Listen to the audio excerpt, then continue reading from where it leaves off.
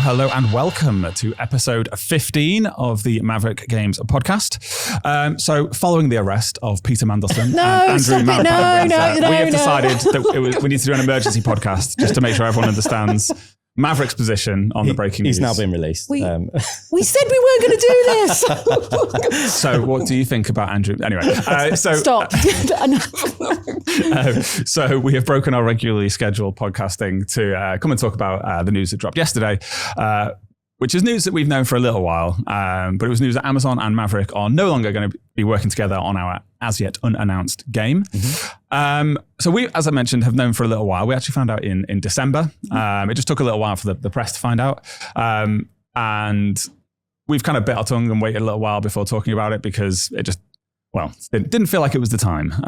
And ideally, I think we would have waited a little bit longer because it would have been great to drop that news alongside kind of big game asset maybe. But whatever. But we did tell our team, right? That was important bit, yeah.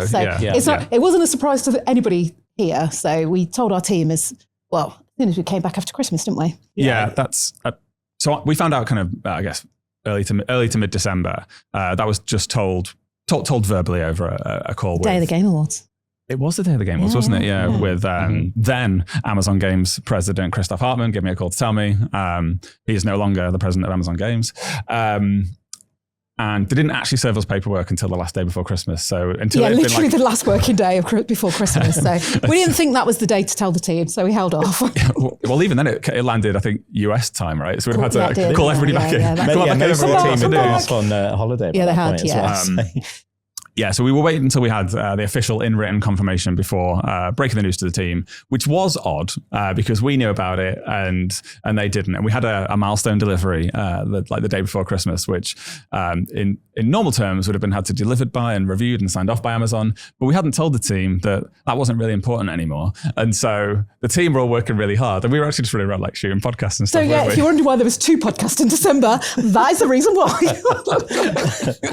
Suddenly had time on our hands. Well, and also because we hadn't been served that notice, I think we also wanted to make sure that we were, contractually sound. We were still delivering. We still had to deliver a build. Yeah, and until you've got that bit of piece of paper that actually confirms it, you never know. You just never know. Right? Yeah, so that was what we were waiting for, right? So. And if you saw our message yesterday, you probably saw that we were buoyant. I say buoyant. Happy about it. I think Ed, you want to talk a little bit about the kind of the I think there's probably a reason why we feel okay about it. Is the reason that obviously there's so many different types of publishing deals, and one of the things that we all really wanted before we signed when we first started was we appreciated how important our IP was to us, right? And it was something we wanted to make sure we retained. So it was never up for sale, and it was one of the things that we talked about with everybody we were talking to back then. So the fact that we've retained our IP just means that we just carry on. The team's carried on working. We've still got, let's be honest, there's some great work that's been done on games since we've had that notice, and everyone's managed to carry on. Because had we not had that... the vibe would be very different. Oh, God, yeah. But had we not had that, the difference would be we would have to down tools, everything belongs to them versus us. And we wouldn't be able to do anything. And it would absolutely be, we have 144 people. We don't know what they're going to do at that point. Yeah. So, and it's a very different time. And not that long ago, that was pretty standard for a lot of publishing deals. I mean, it is still the norm. We had quite a few people ask us, right? Exactly. We were fortunate that we had options that didn't require that, but different set of circumstances than maybe we would have. This will be obvious, but we are somewhat restricted on discussing the specific terms of the deal and the exit.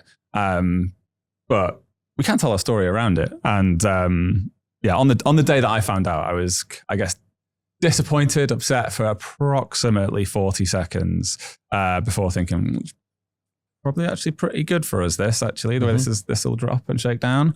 It's been... And I think that hopefully reflected in our messaging yesterday. Timing wise, like just ending production, content complete, full game playable end to end. It's like honestly a lot of the money already spent. A game that you no longer have to ask people to believe in. You can just kind of show them it. There's no asking for faith in an idea. It's it's a controller. Yeah, and I think in a lot of those discussions, it's just when you're not having to, oh, don't worry about that, that's going to look different, or try and use your mind's eye for this bit. It's night and day, isn't it? Yeah. And whenever you have to do that, which is often in this business, you're not in control of what that other person has in their head. When you're like, oh, that big like white cube, just imagine that's like iconic landmark. and one day they'll be like other cars. There's certainly in those early those first playable ones, and indeed the demo we had when we went out and were pitching the game. A lot of imagination required. I would say vision stayed pretty consistent from then until now, but again, you're not in control of what other people have in their head, and the vision that they had from your often quite white box demo to the image that they build. Well, don't forget that first GDC we went out, it was just a presentation. Hopes and prayers. So we made it the 2 weeks prior. Yeah, exactly. that was a surprise trip to GDC. That demo we did however many years ago. The Gamescom one. Yeah. It's all of that content is still in the game. Some of it's been rewritten, redone, but it's, broadly speaking, it's the same ribbon of road. It's the same consistent vision. Yeah. We were talking about this yesterday, we were like, what was in it? What did we show back then at the Gamescom? So, yeah. Yeah. So we now found ourselves in post-production, which is part of the project where we have a content complete end-to-end game experience, and we go and then polish all that up and get it so that it's at the quality levels that our players would expect from us. The other thing we've been doing is starting work on the trailer, which has been good fun. I think that's been a just really nice exercise for the team, because as much as you are content complete and fully playable, there's not that many elements of it that look really polished and finished. It's kind of shortcuts you to that, what the game will look like when it comes out. Yeah, it's like, exactly. It's then, right, all these sequences and areas, they're going to be in the trailer. Therefore, they need to get finished now so that we can shoot a trailer in those areas. And you suddenly see these little pockets of the world kind of jump to kind of from like a 7 out of 10 quality to 10 out of 10 quality, which is what I've been working on at the moment. We aren't scheduled to drop that trailer right now. No, I was waiting for you to say that. I'm just waiting for literally going, drop trailer now, we're going to show you. No. Well, we will talk, I guess we should talk about why we're not doing that. So at the moment we're speaking, assuming this goes out this afternoon, hopefully it does. Then yesterday was the news that we had separated from Amazon, dropped online. We got a notification for that about that ahead of time from good friend Chris Ring. Yeah, thank you for getting in touch, Chris. It's very kind. Yeah, I mean, do you want to? Yeah. So he obviously just messaged me to say, "Hey H, I've heard that Amazon have cut your game, and can you confirm anything I can do to help?" Good journalist, right? So he just wanted to know what was going on. He wanted confirmation, and we talked about it, and like you said, it wasn't the best timing of people finding out, but if anybody was going to break that story, we felt that Chris would do it with the respect it deserved, because he's always been really good to us. Good journalism. Yeah, I mean, even reaching out to ask for the statement is less than what a lot of journalists would do, because it effectively was rumor. Yeah, disappointingly unusual in 2026. I mean, quite. And the reason it's unusual is because a lot of stories that get run, they know aren't true. And if you ask for a statement, honestly, you'll usually get no comment anyway. But if you do get a statement, it's going to ruin your story, because they're going to go, no, that's not true. And you're usually in those two categories of no comment or statement is this isn't true. Yeah. So a lot of journalists will opt to not seek confirmation from the subjects, because it might actually ruin what would otherwise be a really fun clickbait story, which of course is their actual business. Chris messaged us and Amazon as well, and Amazon messaged us to tell us that they'd reached out there, so that kind of we were all joined up and everyone knew what was going to happen.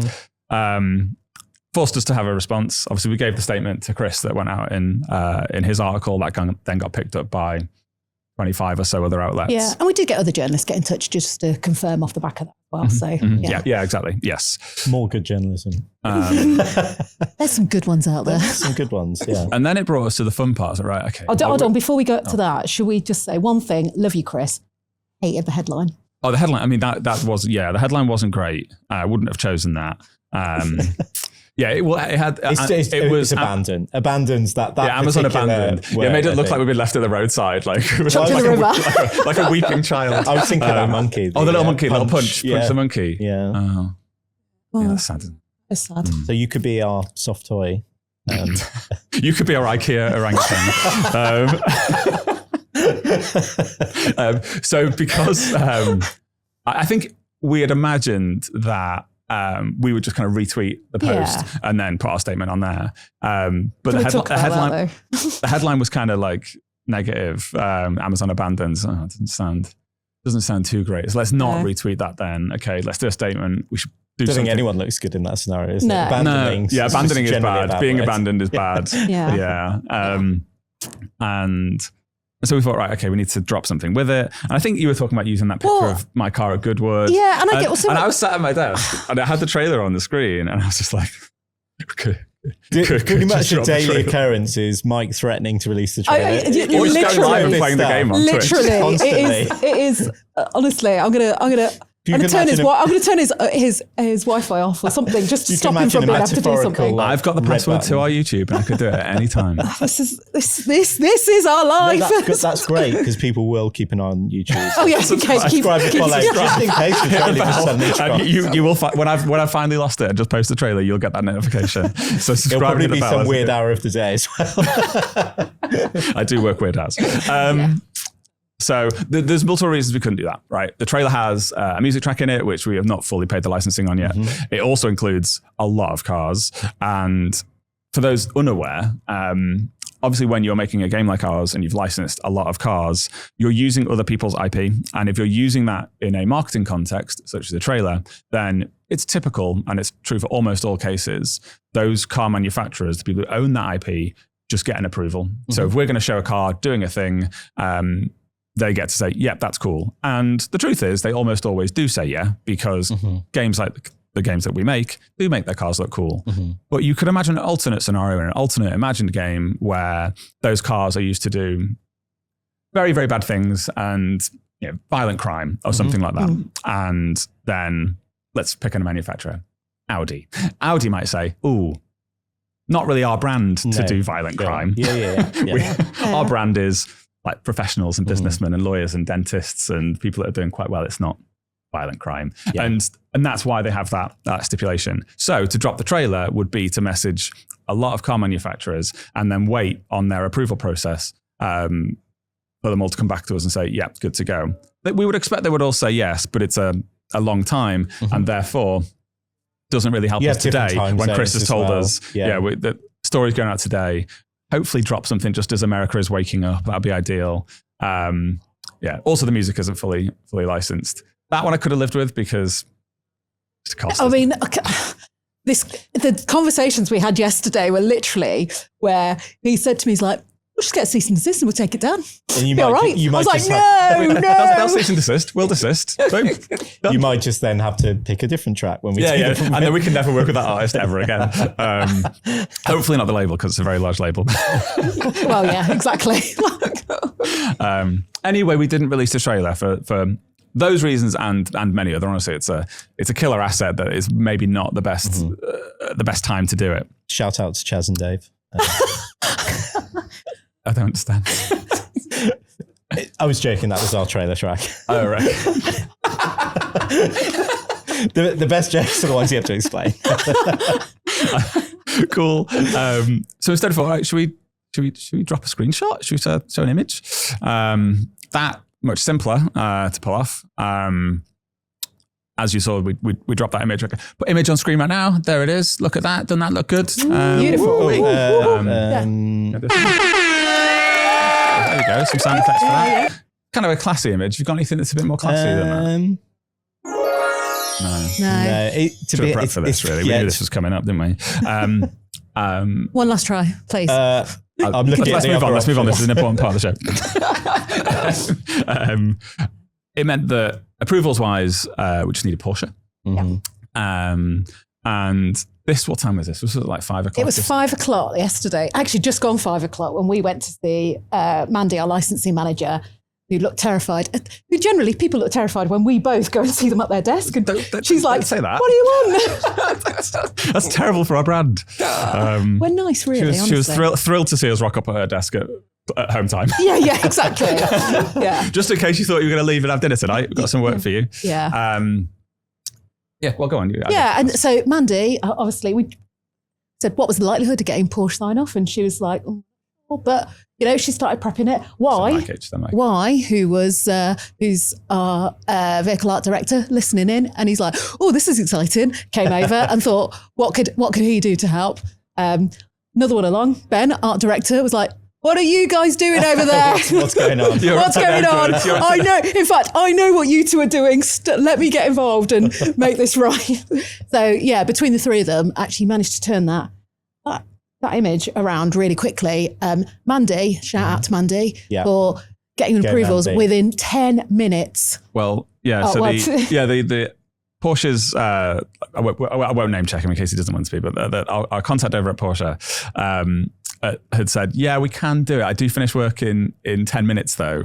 And so this was at 5:20 and we dropped that image with him at 5:27, along with 2 other images as well, actually, which we didn't publish yet. And keep an eye on our channels. Yeah, I'll drop at some point. We'll do that on Instagram and maybe it's in the thumbnail, who knows? Yeah.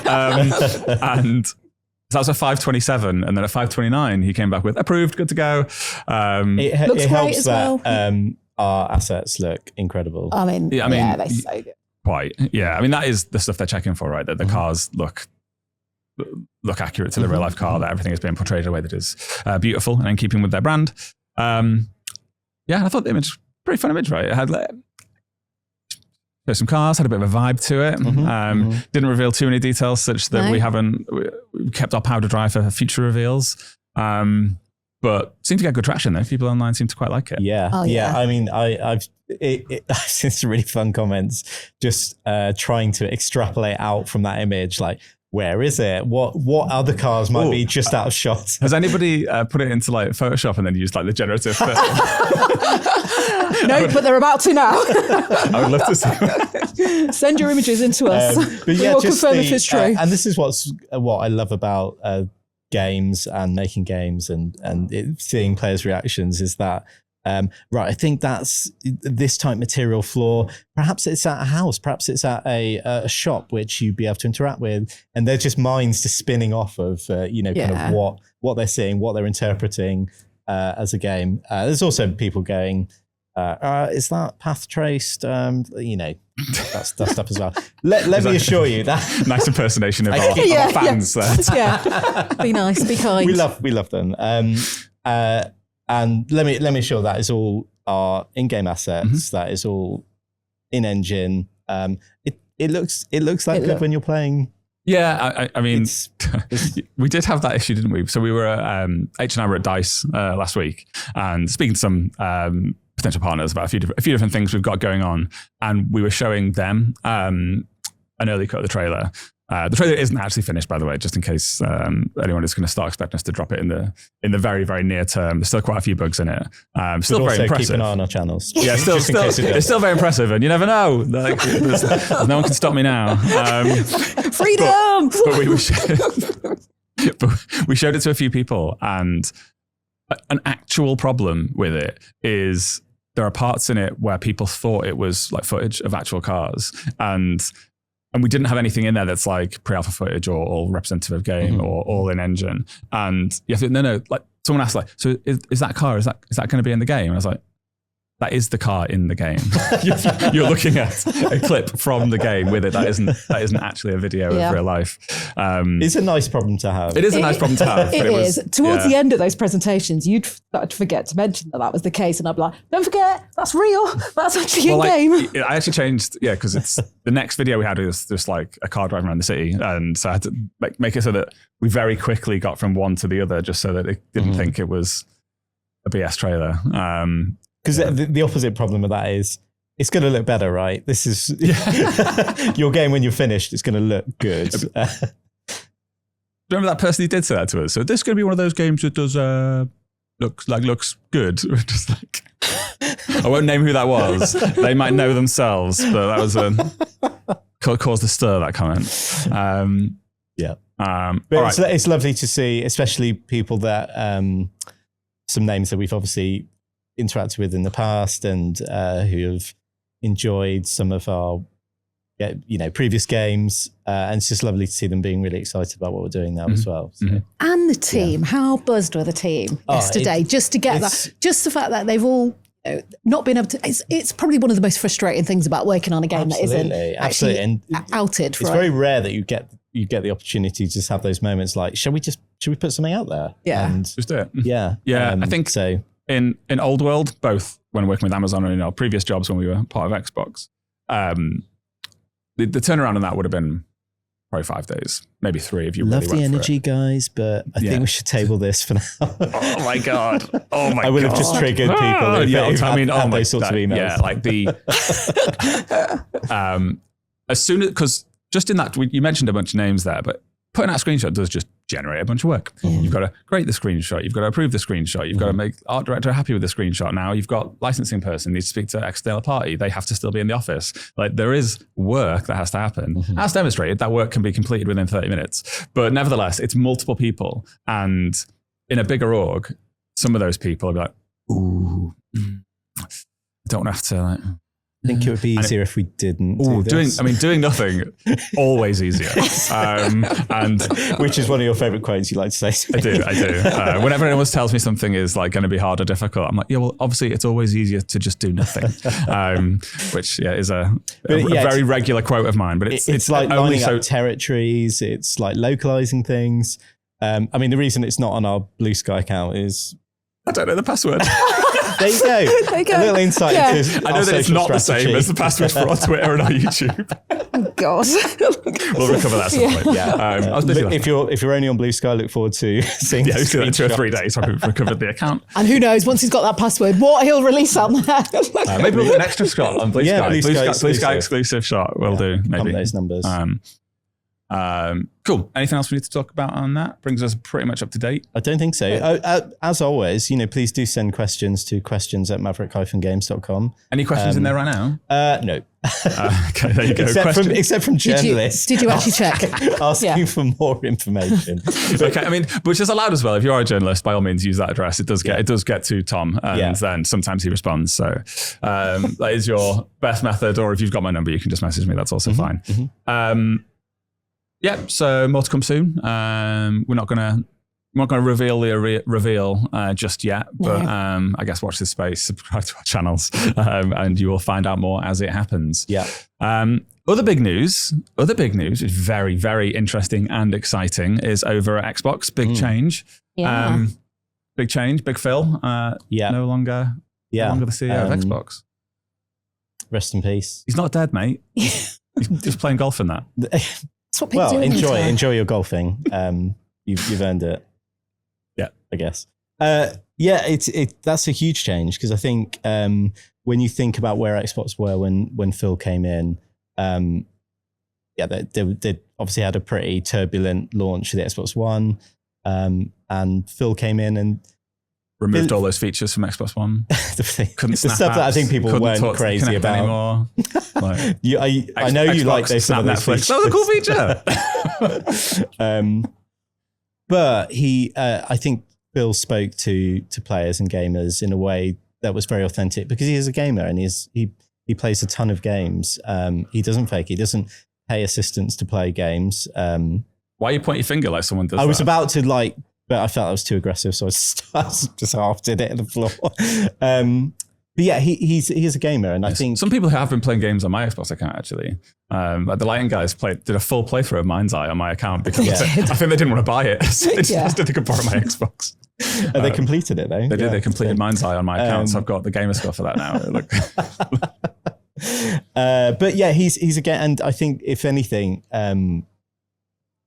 gamers, Xbox fans, they want that authentic person at the top that's talking to them, and they want to believe what they're saying. They want to when a game is disappointing, they want to see that person is disappointed that it's not as good as it could be, and vice versa. Like, I'm not sure Phil ever went on record saying he was disappointed in any of their games. I'm sure he didn't. But I think that authentic voice is really important to gamers. As we know, they smell BS. Well, he is very unusual as a CEO and corporate head at that level, in just how, I guess, authentically he was able to speak. And a really genuine and nice guy, right? He's a nice guy. Yeah. He's a very good guy. Also, very nice lady is Sarah. People, regular watchers of this pod will know I'm actually a really big fan of Sarah Bond. Me too. I've only ever had positive interactions with Sarah, actually. I think she's just so bright, so impressive. The way she both speaks publicly, both actually like press and public facing, but also all of her internal Xbox stuff, whether it's from one-to-one to one to like 15,000 Xbox employees. I've always just found her like so impressive, and she'll, in those Xbox All Hands, I've been sometimes green room side where I would be doing a speech as part of it sometimes. And she would just like take questions from those people and just like handle them with no prep whatsoever, just live questions with a it's a real skill. And it's do that. And again, always just felt incredibly confident, articulate. So I had always assumed that Sarah would take over from Phil. I think most people did, right? It seemed like a really obvious progression for her, and where almost Xbox were prepping her to be as well. Also, to your point, a real gamer, plays loads of games, loves games, has been in the business a very long time. Yeah, so I was, I guess it's been a tough couple of years for Xbox, so I wasn't that surprised to see Phil consider his options and think maybe it's time for some fresh ideas. Wasn't that surprised at that. I was surprised to see Sarah leave, because kind of figured that she was in position for that. But anyway, new character, new character unlocked. Asha Sharma enters, who, happy to admit, I hadn't heard of ahead of the announce. And I think that's probably most people in the games industry hadn't heard of her. But what an impressive CV! Yeah, it is. I also thought her opening statement that she get posted on social media was like genuinely like really smart. I think it headed off a bunch of potential criticisms that people were ready to, I think, chuck in. Yeah, exactly. The AI elephant that's obviously folks worry about, and they straight away just addressed. I tweeted that it was a good statement, and someone called me a simp. A what? Did they really? We'd love to hear more from that person. If they want to questions at maverick-games.com. But sorry, very impressive CV. Yeah, very. I mean, the fact that she has it. I mean, she did a stint at Xbox previously, didn't she? Or Microsoft, I think she started rather than as Xbox. Marketing. Yeah, and she's done a whole variation of different things. But all really successful. Well, right? That is it. Like, each one of those has been super successful. And maybe, like you're saying about Phil being a gamer, and but we know she's not, and she hasn't worked in the games industry. She's been quite open about that. Yeah, and obviously she hasn't worked in games before, and maybe this is a good thing. I actually think it's a good thing, right, for Xbox, because you don't have to be the person that plays the games, but you surround yourself with the best people that can actually do that. So maybe this you utilize them in the right way. Exactly, and maybe that's what it's giving now with the change of that leadership. And I, for one, am really excited about what she might do, because say she's turned business around. I think Xbox needs a shake-up, right? And it feels like she is the person that's going to do it. She's clearly young. She's got loads of different ideas. I think this is going to be a great thing. You mentioned the CV, and I think people could sneer at that, but they definitely shouldn't, because she's a founder at Porch that would go on to have a multi-billion-dollar IPO, which I'm sure she will have done very well out of. But Porch, for those who don't know, and I had to look it up because it doesn't operate in Europe, but it's like a platform that allows you to find in insurance and things like that, and businesses that can help you with house moves. Nobody creates a $1 billion website by accident. Right? That is that requires an incredible amount of drive and intelligence and business acumen to be able to do that. And also, I doubt she's massively passionate about insurance. That doesn't need to be her life and her hobby for her to be an incredibly successful person making obviously very valuable consumer-facing platform that people obviously really love because it's worth billions of dollars. And if you all that skill and acumen, why can't you just take that into games? And she wasn't a founder at Instacart, I don't think, but she did assist them in their IPO again, a multi-billion dollar IPO. And it's like no one is a passenger in these kind of positions. She almost certainly will have been incredibly instrumental in those things. And it's a level of kind of talent and experience that is pretty rare. And actually, if you look through the other Xbox leadership, people that we know, like who are really, really talented, big gamers like Matt Booty, Craig Duncan, love games, have lived games for decades.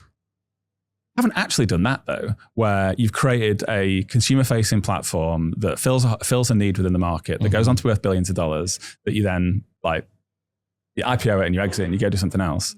If she was at Meta in charge of like their messaging apps, I doubt she's massively passionate about like Facebook Messenger, but she still like was a VP on that team for a number of years, through very successful years. Like so. I think as much as Phil had value in his kind of authenticity as a gamer, like you can't really shouldn't undervalue her skill as a businesswoman, because she's just been in and around incredibly successful moments at different businesses, including one that she founded. The AI thing, the AI elephant, as you described it. Which we can easily visualize what that might look like.